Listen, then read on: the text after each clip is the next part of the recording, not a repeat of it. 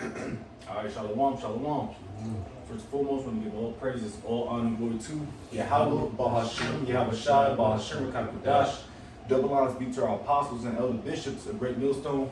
Peace and citation to the elders knocking with GMS, and men that are like him, that is pushed the word of truth and sincerity. Hey, shalom, total flex. Now we got a few brothers here out of GMS Columbus, Ohio, and we, of course, continue the tradition on every Friday night.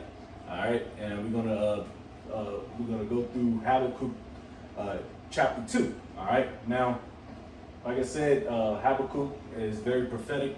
All right, it's very short of a book, but he got a lot of fire in those scriptures, man. So, Lord's will, we're gonna be edifying and straight to the point. But if any brothers got anything, we get busy. All right. But first and foremost, I want to kind of honestly read Habakkuk chapter 1, maybe 1 through 4, just to get more, just to get a context of Habakkuk 2. Because, like I said, this prophet I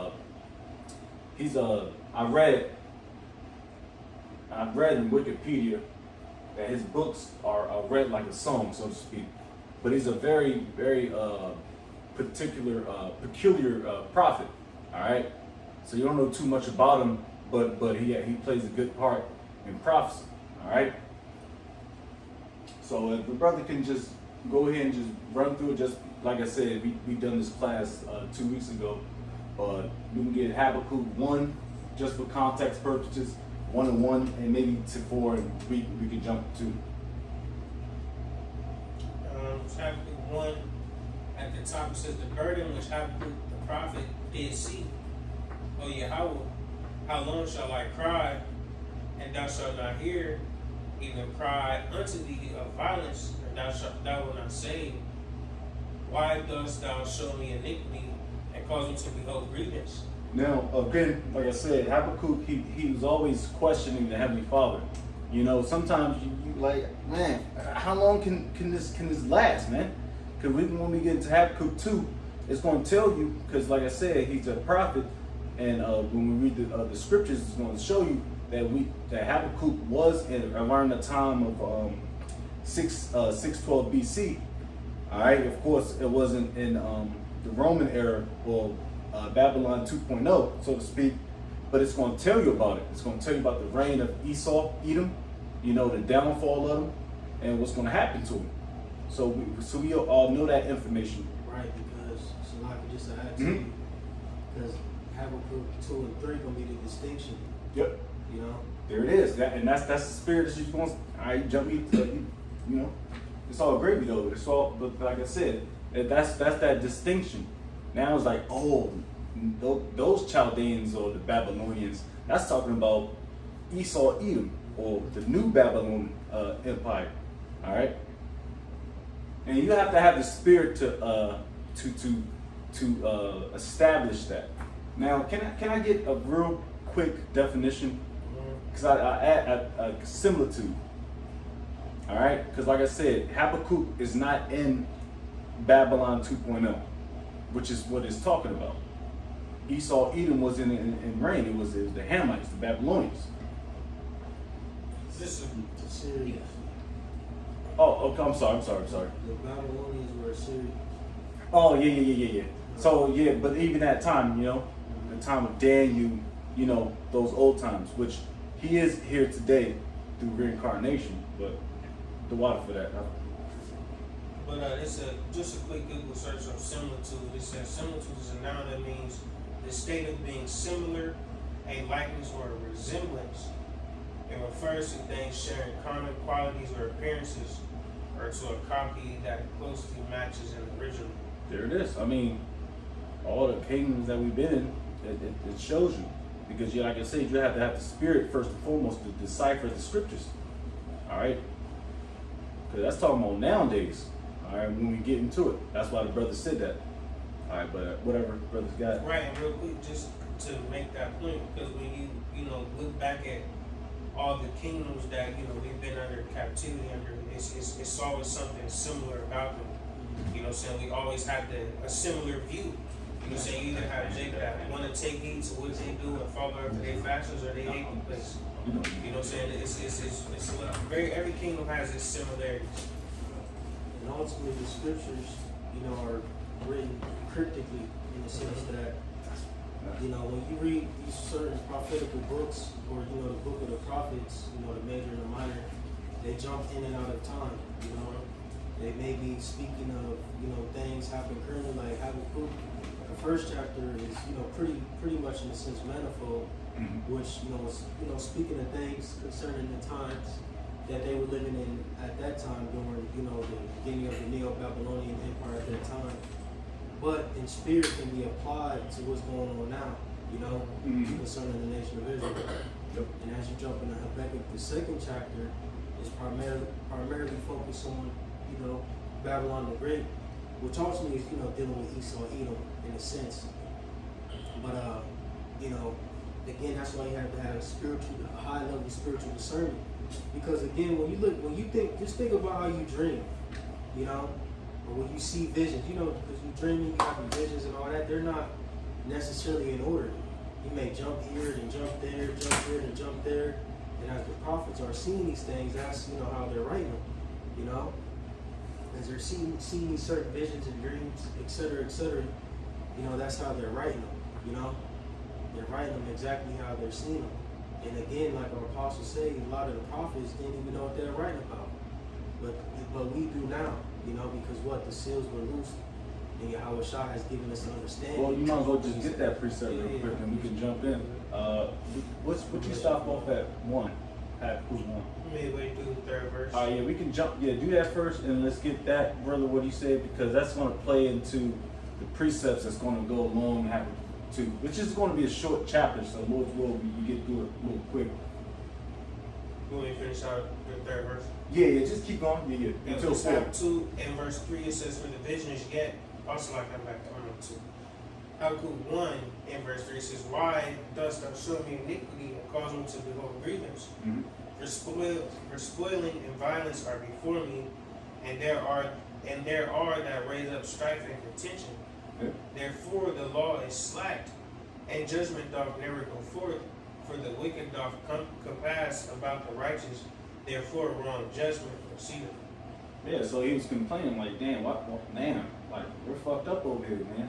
We need salvation, and that's pretty much when I was reading about it, of course, in like Wikipedia. So like this prophet, he was so to speak complaining, because like why is this, why is that? Which if you want to know something, you ask. But the Lord is going to give you an answer to that, and then we can roll to Habakkuk 2 and get busy on that. You want me to get Yeah, Revelation? you get that real quick. Revelation 5 and 3. Let me start at the top. It says, "And I saw in the right hand of him that sat on the throne a book written within and on the backside, sealed with 7 seals." Right, and that's concerning the scriptures. "And I saw a strong angel proclaiming with a loud voice, who is worthy to open the book and to loose the seals thereof. Yep. And no man in heaven nor in earth, neither under the earth, was able to open the book, neither to look thereon. And I wept much, because no man was found worthy to open and to read the book, neither to look thereon. And one of the elders saith unto me, Weep not, behold, the Lion of the tribe of Judah, the root of David, hath prevailed to open the book and to loose the 7 seals thereof." Right. So Yahweh Shai, was able to unloosen the seals, the 7 seals, which means completion. Because during the time of is it Daniel? We say seal the book to the time of the end. Yep. All right. And once Yahweh Shai fulfilled his duty, and we sat back on the right hand side of the Heavenly Father, the understanding of the scriptures was open once more. All right. Primarily in 1969, beginning with Elder Alvin Bivens. And now we are able as prophets to understand these scriptures, decode them, go into the parables, the dark sayings, etc. All right, and break them down through the Holy Spirit. Fly. That's why, that's a beautiful precept to open up into Habakkuk 2. So Jake want to get busy on that, and whatever brothers got, All right. This is Habakkuk 2:1. I'll stand upon my watch and set me upon a tower, and will watch to see what he will say unto me, and what shall I answer when I am reproved. So that's pretty much Habakkuk, waiting around to get an answer from the Heavenly Father Yahweh. All right, that's plain. You can keep jumping. All right, keep going. It says, and Yahweh answered me and said, write the vision and make it plain upon the tables, that he may run that readeth it. Yeah. So the Lord answered him and write the vision and make it plain upon tables. You don't have to get it, but if brothers can get it quick on BLB, what the word plain means, but we know what it means. It means not simple, all right, but it means easy to understand, all right? Because like I said, every brother ain't so-called scholarly. So we have to make it plain upon tables so everybody can understand. And somebody can get Isaiah 30 and 8 real quick.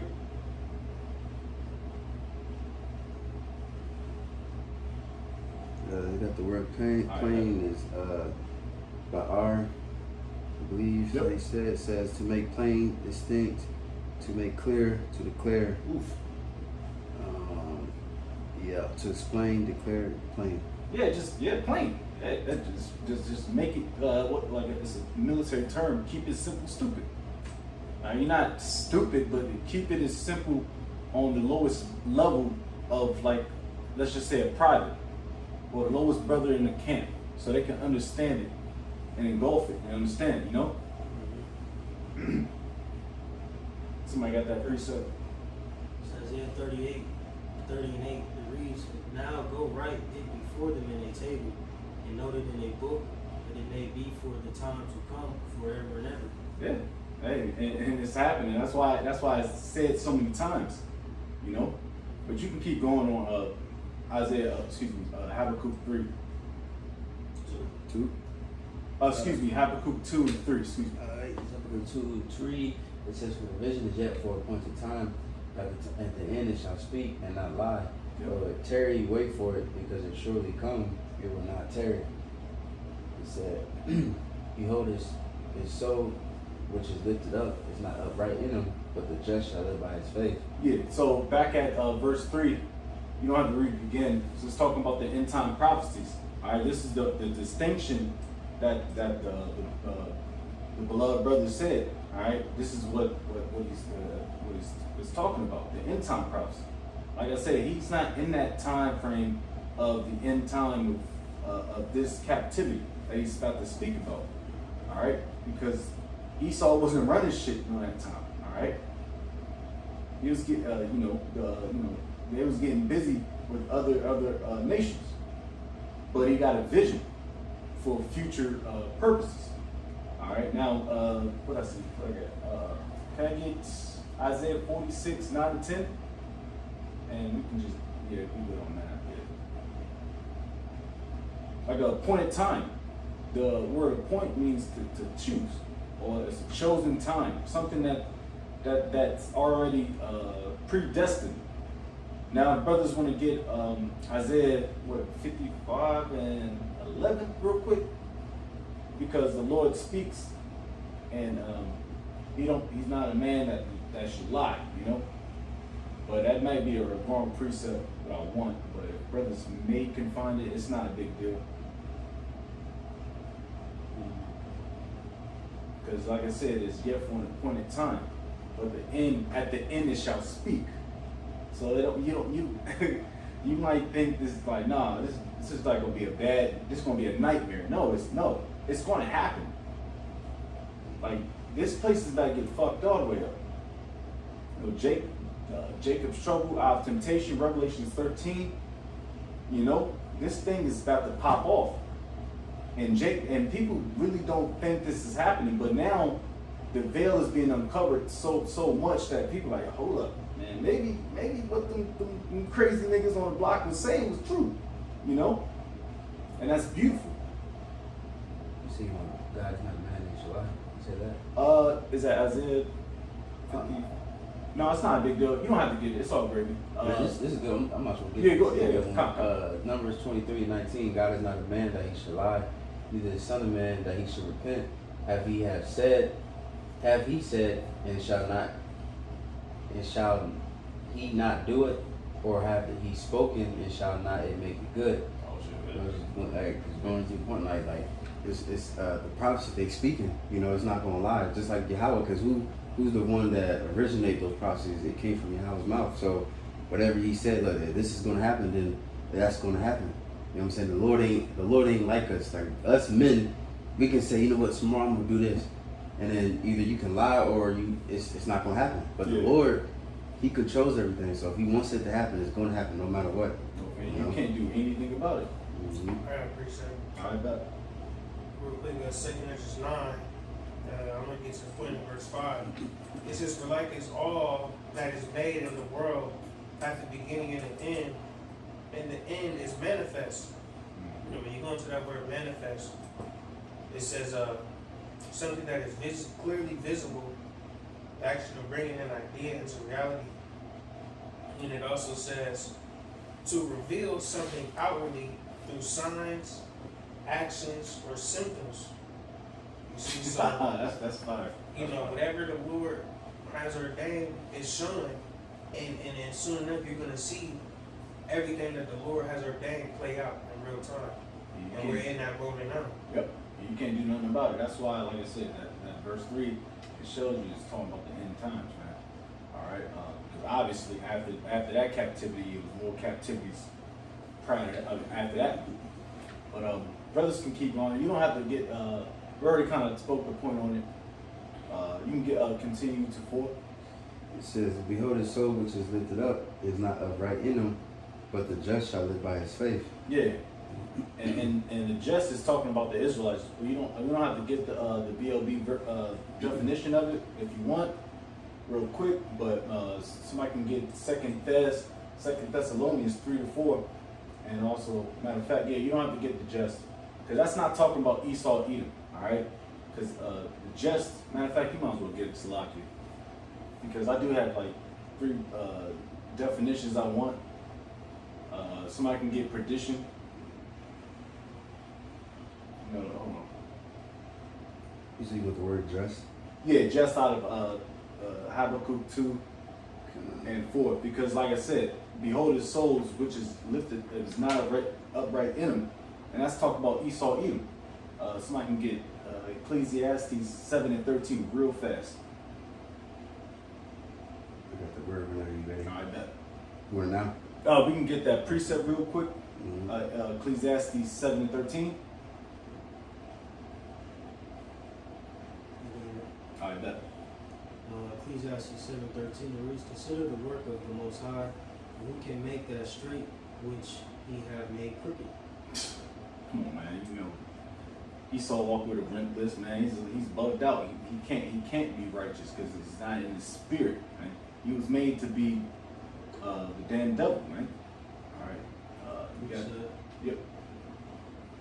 This is what Jeremiah 13:23 reads, "And the Ethiopian changed his skin, Oh yeah. or the leper his spots, and may ye also do good that are accustomed to do evil." Accustomed to do evil, and he's only accustomed to do evil. But he can't go to sleep without effing Jake up, man.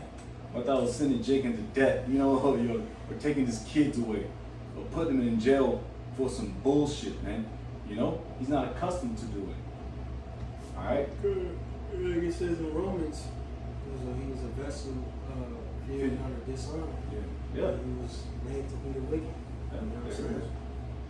But the Nothing you can do to try to stray away from that. yeah, you can't. Just like how we couldn't run from the curses. A nigga might be Jackie Journer, but you can't run from the curses, man. Curses only like white on rice. It says, but the just shall live in faith by his faith. And that's talking about the Lord's elect, man, of the nation of Israel, man. So-called blacks, Hispanics, and Native Americans. Because the majority of you niggas ain't gonna make it, man. Alright, we can we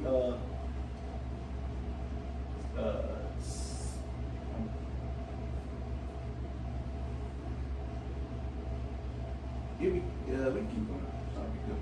You still with his word? Or? Yeah, if you got it. The word just,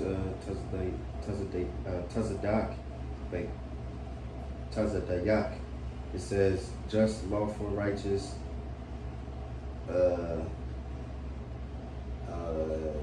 right, correct, lawful. You pretty much obedient to the word of obeying the law, obeying the law of the Lord. And that's pretty much it. Alright, Mm-hmm. alright. Alright, we got that. We can keep going. Verse 5 says, yea, also because he transgresseth by wine, he is a proud man, Yeah. neither keepeth at home, who enlargeth his desire as hell, and is as death, and cannot be satisfied, but gathereth unto him all nations, and heapeth unto him all people. Yeah. Hey, that's exactly what Esau's doing now. Alright. He transgresseth by wine, and wine is not the physical form of wine. It's an indoctrination, a philosophy that Esau holds primarily to majority of people, but ultimately so-called blacks, Hispanics, and Native Americans. All right, because the nigga want his birthright back. So he wants to do everything in his power to wag the finger at Jake, man. Which, you know, like I said, majority of Jake ain't gonna make it, man. You know, and he's a proud man. So, and you know, the Lord hates a proud person. So if we get real quick, we can just get one of them. Get Psalms 73:5. I don't know that. That's what. Just get Proverbs 29:23. You know, I don't know how much time we on. 27 Oh, that's or not bad. 21. Alright, It's Proverbs 29 and 27. The unjust man, you said 27? 23, 29, 23. 23. It says, man's pride shall bring him low, but honor shall uphold the humble in spirit. Man, that's just plain. You ain't gotta break that down, man. And the Lord hates a proud man. And Esau is one of the most proudest persons on this earth, right behind the nigga woman. And I always have to say that. All right. Now, it says, and also, I'm gonna continue to read verse, because this is it's a lot of stuff you can get out of verse 5. Let's get he's a proud man, neither keepeth at home, and he can't keep himself at home. Look how many damn, what's the word I'm looking for? Look how many garrisons is on earth. It's a lot. I think it's over 207, I believe. You know, but a lot of them are shut down because Esau is running out of money and he's running out of power. So they're like, man, get the fuck out of get out of my place, man. In China, in Africa, the Chinaman is actually kind of like winning that battle over there in Africa. You know, I seen it when I was there. You know, he can't keep himself at home. He's a little ass kid, man. It says, who enlargeth his desire is hell and is as death and cannot be satisfied. Now, can somebody get the definition of insatiable? If brothers can, you know what I mean? I can get it. You got 330 of them hoes. 330. See, they jump, they multiply more, because I thought last time it was like 270, 275. Yeah, I got something right quick. Yep. Let me see. And see, so like, this how you know, who else would this be talking about at that time? Yeah. Because it said, in key verse, the third verse, alright, the vision is yet for an appointed time, alright? So we're speaking concerning the end. You know what I'm saying? The rules and rulership, or who coincides with the end times? What ruler coincides with the end times? Esau, Edom. Yeah, it ain't Ham, because Ham is smacked. I mean, them niggas ain't doing nothing. Yeah, that nigga forehead square, busted. Let me Round up. Let me read this real quick. It says, domestically, the Department of Defense maintains about 335 official bases across all 50 states, Washington, D.C., and California hosting the most. But it says they have approximately 750 to 800 military bases, sites across more than 80 countries and territories globally. Good Lord. And that could coincide with embassies as well. Embassies is just, you know, you're an ambassador for America. But that can happen. But right next door, there's a military base that can, you know, come through and, you know, defend it. Mm-hmm. So, damn, that was crazy. And real quick too, that's just one Edomite, because you gotta think about the so-called who's right now. They trying to get Argentina because there was them rats down there, and they trying to steal some land and shit. Then you got Ukraine. They're doing rats down there too. That's why America's supporting Ukraine so damn much, because of them. So those rich people. Yeah, and then, in other countries too. Then on top of that, then you can add other France and Germany and British. Russia. They all in Africa and India. So it's just it goes way more. But of course, Esau Edom is Babylon. Yeah. But Nah, That's yeah. real. They occupy the whole world. They said between America, Britain, Spain, Gotta tell it. Russia, all Edomites. They say they all in African shit. Blood diamond. Yeah, straight up. I mean, that's why I say you can't disregard these precepts, because this is directly towards this nation that's above everything. Which I'm gonna continue to read. I don't know if brothers got anything. It says, "And who enlargeth his desire as hell, and is as death, and cannot be satisfied, but gathereth unto him all nations, and heapeth unto him all people." So that's Esau in a nutshell. Did somebody get that definition of insatiable? Yeah, it says, a quick Google search, insatiable describes a craving or desire so immense that it is impossible to satisfy. Now, Who does that ticket fit, man? Who's that shoe fit? It's Esau Edom. All right, our brothers keep continue to push. That's back at the Habakkuk 2:6. It says, "Shall not all these take up a parable against him, and a taunting proverb against him, and say, Woe to him that increaseth that which is not his, how long, and to him that layeth himself with thick clay." Yeah. Hey, man, and can somebody Job 20:15, and we're gonna jump around a little bit because it's a lot of precepts in that, but we can jump around real quick. Get it real quick if somebody just wants to go to it. But What you talking about, Joe? Huh? no. Job 20:15-29. Yeah, so I had brothers reading You everything. thought I said, Huh? I'm sorry, I couldn't hear you. Joe 20 and what? 15 and 29. Joe 15:29. 15 to 29. Oh shit. Yeah, no, you good. Man, you a working brother, man. Shit, tired. Joe 15. No. Job 20, 15. No, I got you. Joe 20, 15, and then jump to 29. No. I'm a. You can start. 29. Start at 15. Yeah, and then to 29. But you don't have to read everything. Job 20, 15, it reads, "He has swallowed down riches, Yep. and he shall vomit them up again. Yep. The Most High shall cast them out by his belly." That's pretty simple, man. I mean, like you say, he swallowed down rich that he got by deceit. All right, and he's gonna vomit them up when the Lord when Yahweh Shai shows up. You keep going. Yeah, you just run through here. It says, "He shall suck the poison of asp, the viper's tongue shall slay him. Mm-hmm.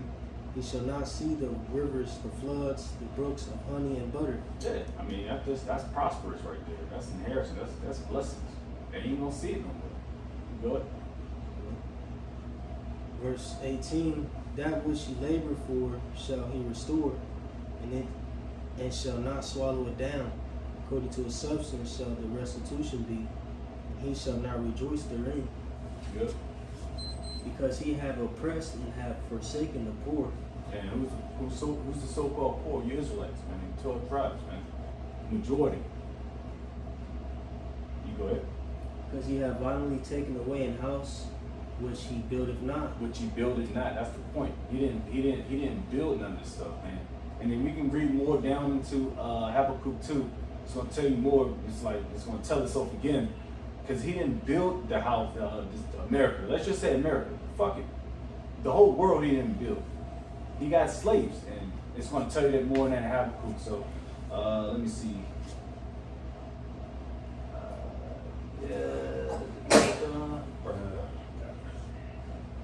Yeah, Yeah, just jump to 23 and we can push on. There's a lot of read. You need to keep going? Nah, just jump to 23. If you see something there, which it is, but Yeah, I'm going to read to yeah, you. that. Verse 20, surely he shall not feel quietness in his belly, he shall not save of that which he desired. There shall none of his meat be left, therefore shall no man look for his goods. In the fullness of his sufficiency he shall be in straits, every hand of the wicked shall come upon him. When Yeah. he is about to fill his belly, you want to speak on that? No, you good. You keep going. When he is about to fill his belly, the Most High shall cast the fury of his wrath upon him, and shall rain it upon him while he is eating. Yeah, nigga think he got the steak, man. He got the potatoes, he got the asparagus, and he think he's just going everything's like I'm gonna dig in, and the Lord's gonna smack the shit out of him because you know what you're saying. Because Esau is a proud man. He don't think nothing. The Lord can't take him down because he think he's above the Lord. All right, but the Lord has something in store for him. All right, like he's about to fill his belly with what? And we can talk about that briefly with you, the NWO. All right, I think he's about to fill his belly. No, champ. Who is that? One of the elders. Yeah. No, champ. No, he's not. When you think he's going to fill his belly, no, the Lord's he's going to cast out this fury. All right. You ain't about to get away with this, nigga. You done it for too long.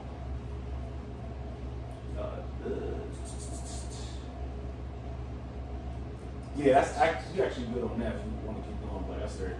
That's the point. Let's get back to it. Alright. You keep going.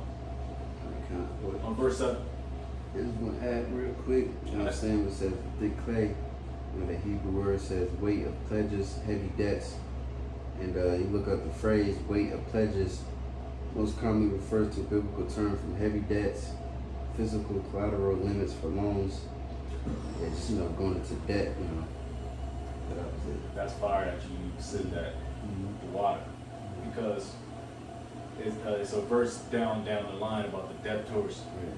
So that's going to play right along with it. You keep going, Spawn. It says, verse 7, it says, shall they not rise up suddenly that shall bite thee, and awake that shall vex thee, and thou shalt be for booties unto them. And booties, that's the word for it. It ain't a big booty, nigga one in this, which that's gonna come with it. It spoils, unto them. All right, they're gonna become spoiled. All right. Somebody can get real quick Proverbs 29:1, and if a brother can get it in the NLT or GMB, I like how it rolls.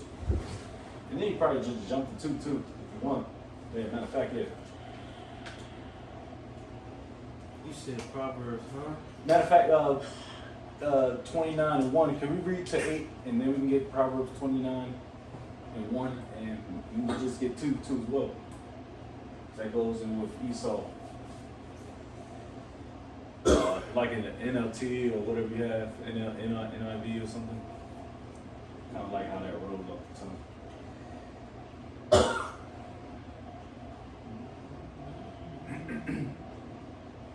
Yeah, and And Esau got Proverbs 29 first. Yeah, 29:1. Yep. It's Proverbs 29:1. NLT, whoever stubbornly refuses to accept criticism will certainly be destroyed beyond recovery. Hold on. That's 29:1. Proverbs, Yeah, Proverbs 29:1. NLT. Oh, okay, yeah, you good. Matter of fact, read it again. Whoever stubbornly refuses to accept criticism will certainly be destroyed beyond recovery.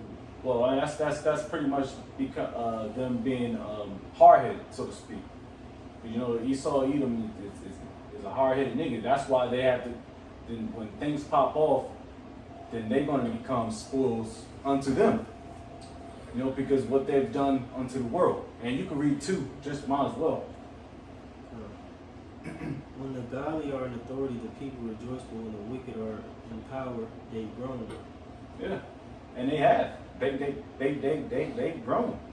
All right, but now everybody's being vexed. You know, all nations are being vexed, man. Especially Jake, even Esau, because they are in authority. They're unrighteous, man. That's why we need to get up in there. Sirach, like the 10th chapter, man. Sirach, the 10th chapter. You know, a profitable rulership, man. They're not profitable. They're only profitable unto death. All right, you keep going. Proverbs. Oh, no. Verse 8. Real quick, I got a quick precept for just going to Esau being hard-headed. Psalm 68 and 21. But God shall wound the head of his enemies, and the hairy scalp of such a one as goeth on still in his trespasses. You know what I'm saying? Because Esau, he, like you say, he's unsanctionable. Like, he should have been stopped. Even dealing with us, the world, whatever, he should have been stopped a long time ago, but he's hard-headed. He gonna keep going to the point where he gonna try to fight against the Most High. So you still, pretty much, you still got the sins that you had in the beginning in your youth when you was, in the ancient world. You still trying to be a damn demon. You know what I'm saying? Okay, straight up. Yeah, let's fly. Yeah. We can keep going on verse 8, because it's gonna go into what you just the precept that we just said. This is verse 8, because thou hast spoiled many nations, all the remnant of the people shall spoil thee, because of men's blood and for the violence of the land of the city and all that dwell therein.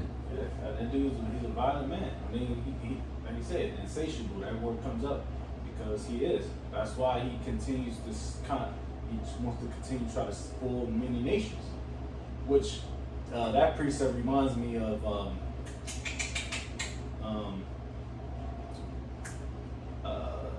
when the smaller nations rise up, so to speak. We shall say. The weak, yeah. Because that's what's about to happen. Like they're not about to take that no more. Esau, he's about to become like a bumblebee that just keep buzzing in your ear. He's gonna slap the shit out of it, man. And that's what's happening now. Nobody believes in this man's system no more. Not even Edomites, man.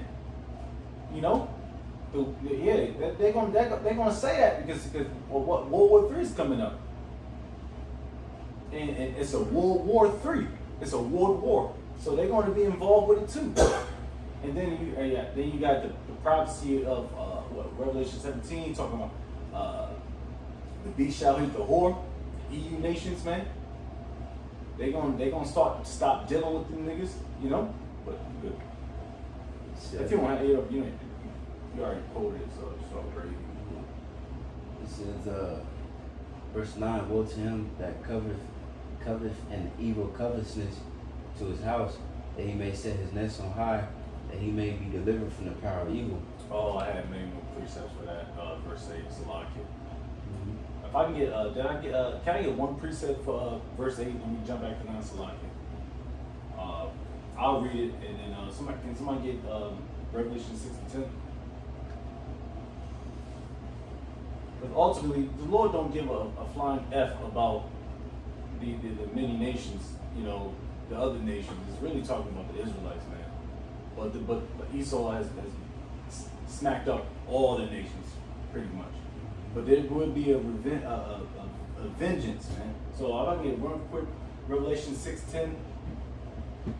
Revelation 6:10, it says, and they cried with a loud voice, saying, how long, O Lord, holy and true, dost thou not judge and avenge our blood on them that dwell on the earth? There it is. On earth. We on earth. And we got people that hate our guts, man. And they have a reason for it, so to speak. The Lord has put that spirit in. You can't read it so long. It says, verse 10, thou hast consulted shame to the house by cutting off many people, and have sinned against thy soul. It says, for the stone shall cry out of the wall, and the beam out of the timber shall answer it. No, yeah. Can I get I don't have to get the definition for that. Can we get Jeremiah 49:16? And maybe I like the Good News Bible, but you can just grab the KJV. And this is going towards verse 9.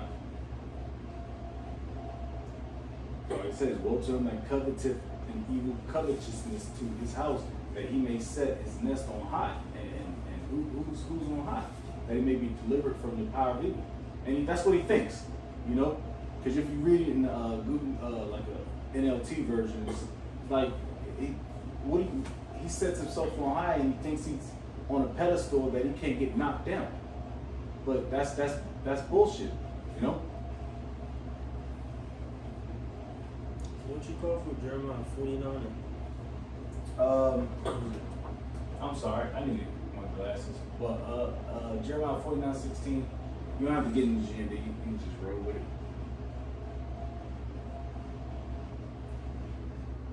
Because we have on deck, matter of fact, we don't have to get verse 11 on the NLT if you want. So I kind of like how it rolls. What are you talking about? Habakkuk? Yeah. That's later after you get Jeremiah 49:16. Yeah. Count the water. You got it? Yeah. In LT it says the very stones. You said verse 11, right? Oh no, you want to read Jeremiah first to link up with verse 9. Yeah. Right? Right? Right? Yeah. I'm just looking, bro. I'm sorry about my. Real quick, Jeremiah 49:16. So thy turbulence have deceived Yeah, thee, thank and you. the pride of thine heart, O thou that dwellest in the clefts of the rocks. Yeah. That Clefts of the holdest rocks. the height of the hill, Mhm. though thou shouldest make thy nest as high as the eagle, I will Yeah. bring thee down from thence, saith Yahweh. Son, can you read that one more time? Because I want to read that. Woe to him that coveteth an evil covetousness to his house, that he may set his nest on high. That means, of course, you got your militaries that keep things low. You like to be on the high ground, of course. To be a watchman, you got to look down, and that's better. That's better tactically. That he may be delivered from the power of evil. You can keep going. Which that ain't happening, Captain. Right, yeah, because that's what Esau do. He covets everything. You know what I'm saying? He got the gold reserves. You know, he steals and loots other people's shit. You know what I'm saying? To set himself up. Yeah. It's like a thief. Mm-hmm. That's all a thief is. He just takes other people's shit to boost himself. Yep. You know, that's why Esau is the biggest thief. That's why I was reading, you got Zechariah the 5th chapter and bring on a while. He said he shall enter into the house of the thief. You know? But anyways, jumping back to Jeremiah 49:16, it said, thy turbulence have deceived thee, and the pride of thine heart, O thou that dwellest in the clefts of the rock, Yep. that holdest the height of the hill, though thou shouldest make thy nest as high as the eagle, I will bring thee down from thence, saith Yahweh. Right, that's beautiful too, Yeah. because you think of a nest. What does the eagle do to build a nest?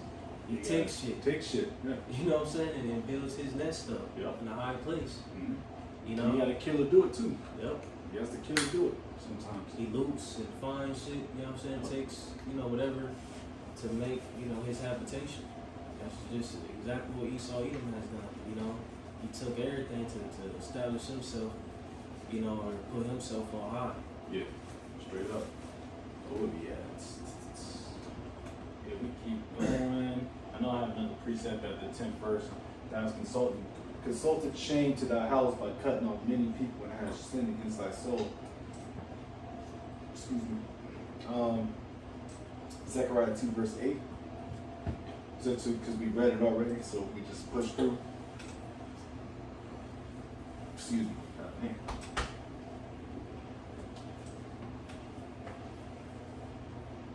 Yeah, because like I said, some of these scriptures, like the bro always say, man, you can build a whole lesson off of one scripture. Like going down to verse 3, going to what, like 5, 6, you can just build a whole lesson off of those. So I'm trying to keep up with the scriptures and stuff. So let's get that. Let's read that one more time. And get Zechariah 2, verse 8. Which one?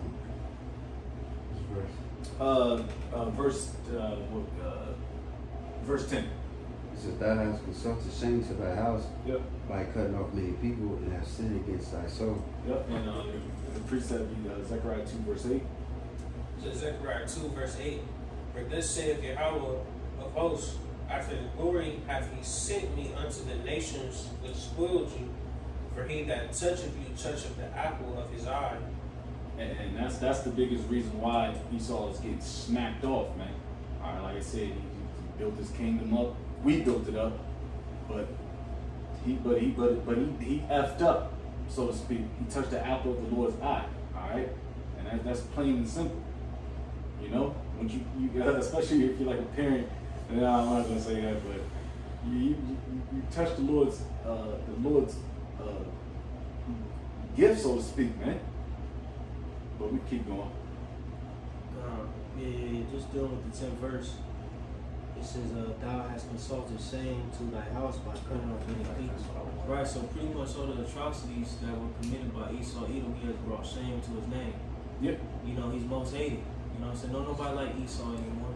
Yeah. You know, once upon a time, everybody wanted to be an Edom. I mean, you still got people who still glory at him, shit like that, but and this verse hits home even more so now than ever, because the state of Esau, Edom today, like, don't nobody deal with the white man. Don't nobody want to be like him no more. You know what I'm saying? You know what I'm saying? Buck Chin, John Cena looking Edomite. You know what I'm saying? And all that shit. Yeah, Chad. Patriotic, Edomite, and all that shit lame. Like, Shit cool. Esau is, Nike runners on and shit. You know? Everybody is degrading this devil, man. Yeah. Can I read this real quick? Because that's exactly what it said. That's what I wanted. I should have highlighted on my notes section. I want this out of a newer standard version out of Habakkuk 2 and 10. But your schemes have brought shame on your family by destroying many nations. You have only brought ruin on yourself. And I mean, they dig the pit. You know, they dig the pit, and they got to sleep in it, and it's going that destroy you. You know.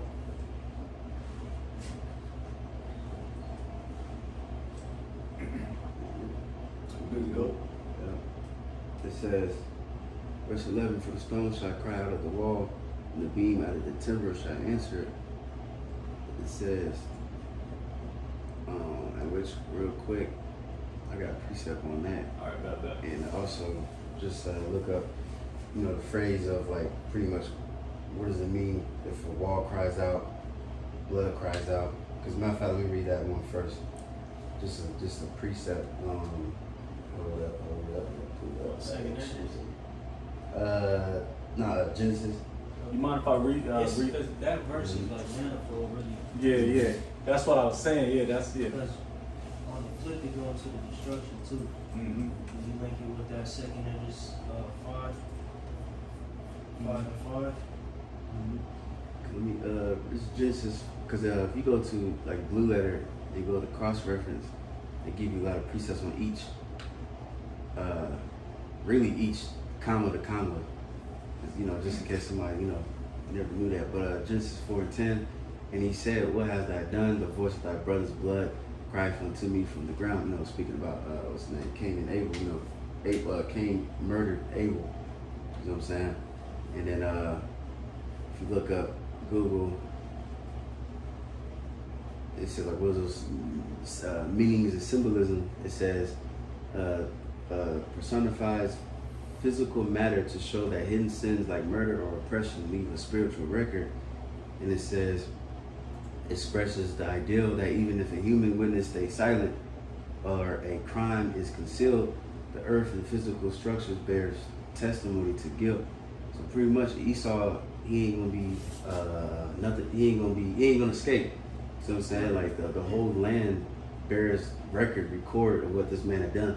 That's why literally we built a lot of land is built over, you know, Indian burials and then, you know, Jake, you know, it's through it, but all that shit's recorded. Even the angels sees it. You know what I'm saying? Mm-hmm. In IRT, it's like the homicide site. Mm-hmm.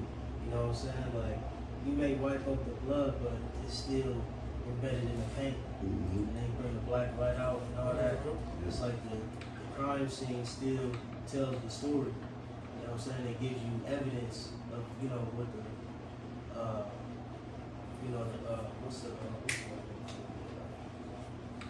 for, you know, whoever performed the crime or, you know, the act did. You know what I'm saying? Yeah, the corners Yep. for the detectives, you know, and tangible. Yep. Yeah, because the white chalk, that shows that's a representation of somebody getting smacked. Right. So, And- when you come through with that black light and you see that blood, it reveals the whole story. Yeah. What happened to that individual. Yeah, It's like the blood is crying out to them. Yeah, this is what happened. You know what I'm saying? 'Cause they can, so you shoot a nigga in the head, they can see exactly the trajectory of the bullet, where it went, how it splattered, what kind of, you know what I'm saying? oh, CSI, yeah, crime scene Whatever the investigation. trauma was it blunt force trauma, was it, you know what I'm saying, whatever, like, you know, where he hit him and how he hit him, and, you know, it tells a story. Yeah, that's fire. Yeah. If you watch that show Dexter, you know what I'm saying? Oh yeah. Like he deals with he deals with the blood, and then you know they trying to figure out what's going on, and he said, "Oh yeah, I could tell he got hit in the head, blood splattered that way." And then he was running, and then somebody kept hitting him, and the blood went. You know what I'm saying? You could tell the whole breakdown just off the splatter of the blood and direction and all that good stuff. You know? That's a beautiful. It's not beautiful, but that's a beautiful analogy for what Esau's done to Jake, man. You know, especially here in America. You know, we brought Jake over. You know, Jake came over here and Trail of Tears, and you know, you got the slave trade, and still to this day, you know, I seen something today, which I forgot. It's like a cold case with one of the Jake that got like beat to death, and then he got rolled up on like a gym mat. And I seen like the pictures. It was gory. It was so bloated and beat to death. It was like, man, you can't even see it. You can't even recognize him no more. But that's Esau, you know. But they're not gonna really show that, man. They're not gonna really try to investigate that, you know. Like, alright, let's throw that shit in the back of the in the file. You know what I mean?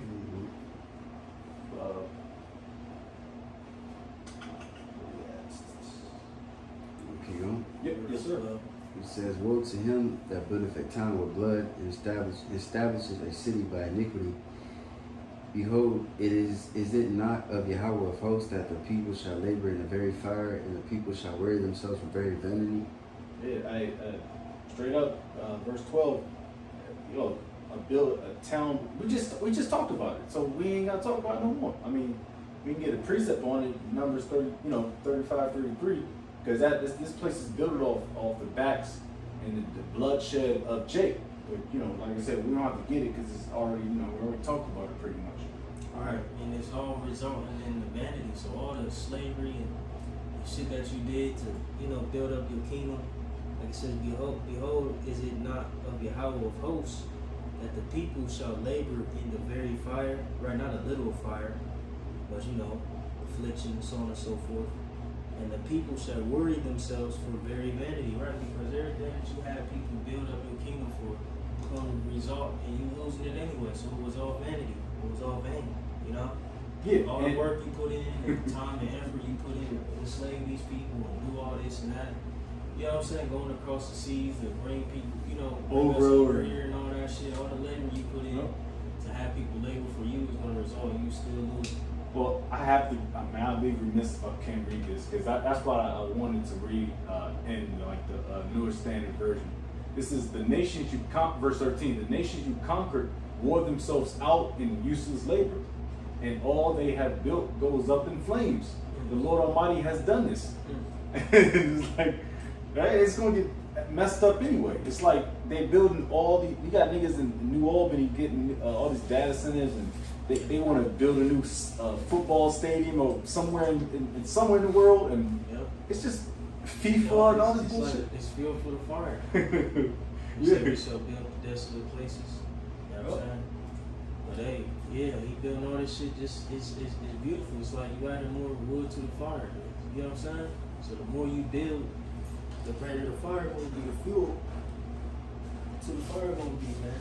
But the thing is, and it's a dual side to that, because they don't know that though. They don't know that the pension that they saved up for 20 years, whatever they saved up, the Social Security that of course they built up, they're not going to receive that because they're not going to see it, because we don't have too much time left on this place. Jacob might retire in next month and see his pension, but we may be out of here. we may be out of here next month, Lord's will, So But we can continue to push and closing up. It says, behold, verse 13 says, behold, or I read that, 14, for the earth shall be filled with the knowledge of the glory of Yahweh as the waters cover the sea. Oh man, I mean, we do not see that today. I mean, people are waking up, and not just, they might not wake it up for the knowledge purpose, but people are starting to understand Esau's combo attack. But more importantly, it's the Lord's prophets, man. All right, that understands the wisdom and knowledge of understanding, man. We got NLT.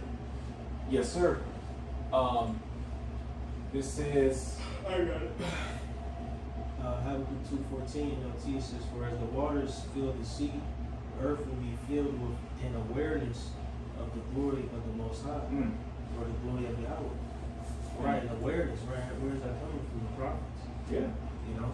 Yeah. Straight up. Keep going. It says, woe unto him that giveth his neighbor drink, that puttest thy bottle to him, and makest him drunken also, that thou mayest look on their nakedness. Yep, and nakedness, you know, that's not, I mean, this can be twofold, but what it's talking about is Jake is naked out here in the streets without Yahweh washing out shot. And like I said prior to this, because like I said, they already put the bottle to Jake's mouth, so to speak. I believe what was that precept that was further up, going up to Habakkuk 2. But either or, it's the same thing. All right, but let me see. Yeah, uncover the cup of the Lord's right hand shall be turned unto thee, and shameful spewing shall be on thy glory. Is that what you? Oh no, excuse me, I'm reading a little bit. Yep, sorry. But yeah, the neighbor drink, and Esau always say love thy neighbor and all this bullshit. He don't understand that precept. All right, we technically like hey, that's our brother, but you know he doesn't hold that code, man. All right, Evil twin. Huh? Esau, our evil twin. Yeah, our evil twin, and he forced us to drink that drink, man. Like I said, going back, the philosophies of America, philosophies of the so-called white man. All right, he forced us to drink, man. Now we look on to our so-called nakedness, man, because we don't have a covering. You good? It says, thou art filled with shame for glory. Drink thou also, let thy foreskin be uncovered. Yep. The cup of Yahweh's right hand shall be turned unto thee, and shameful spewing shall be on thy glory. It says, for violence of Lebanon shall cover thee, the spoil of beasts, which made them afraid because of men's blood, and for violence of the land and of the city, and of all that dwell therein, which profiteth the graven image that the maker thereof have graven it. And I'm sorry, Salaki. Verse 17, like I said, it could be manifold, so to speak, because Lebanon is known for their beautiful trees, their cedar trees, which you can equate that to America, how they cut down the beautiful rainforests in America to industrialize America, all right, to actually starve America, so to speak, because we need trees to breathe, but he keep continue fuck deforestation, you know. But that's what I read. You have cut down the forest of Lebanon. Now you'll be cut down. You kill these animals. Now animals will terrify you. This will happen because of the murders you have committed and because your violence against the people of the world has ceased. So whatever goes around, come around. Galatians the 6th chapter. All right. Now Esau got bears. They got leopards and shit eating them down. There's like a woman, maybe a couple years ago, got chewed up by our own pit bulls. You know, you good. It says, what profit the graven image that the maker thereof have graven it, the molten image, and a teacher of lies that the maker of his work trusteth therein to make them idols. Woe unto him that saith to the wood, awake, to the dumb stone, arise, it shall teach. Behold, it is laid over with gold and silver, and there is no breath at all in the midst of it. But Yahweh's is his holy temple, that all the earth keeps silence before him. And that's a precept, I believe, in Jeremiah. because like I said, it's a graven image. You know, Jake, they run to idols like the Mecca and all that bullshit, fucking rock, but it doesn't do anything. Even you can dress it up with the finest golds and silvers and rubies, but it speaks to you not, because there's no spirit or breath in it. That's why the Lord is jacking up Jake now, even when on the time of Moses, man. You know, they try to make a golden calf.